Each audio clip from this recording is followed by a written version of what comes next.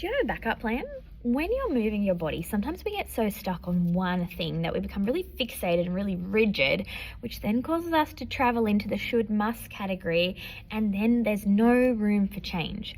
Often when I'm planning out what I'm doing for movement this week, I say to myself, this is the plan, but then there's going to be what happens. There's life, and then there's what happens that week.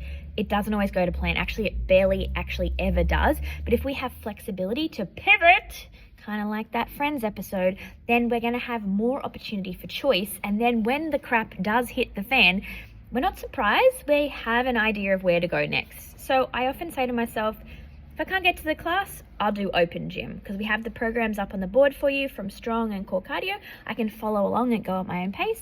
Or I often say a podcast and a plod along. So I just plod along around my house, or I go around the block with a podcast. I get my body moving. I walk to my local park and come back.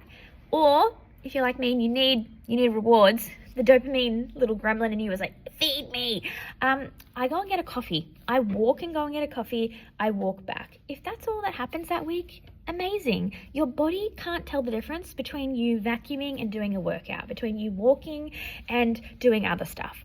It all adds up. All movement counts. And at the end of the day, if we have a kind pivot point that we can turn to when crap hits the fan and you can't get out of work on time, or your baby's sick suddenly, or you wake up in the morning and everyone's got sore throats, you're going to have a little fallback station. I also want to remind you that we have our on-demand library as well. There's a plethora of videos on there that you can do from home if you so choose. They're all being filmed during COVID, and there's lots of fun options there too. So think about that this week. Reach out to us if you need help, and remember, you're the boss of the body. You get to choose.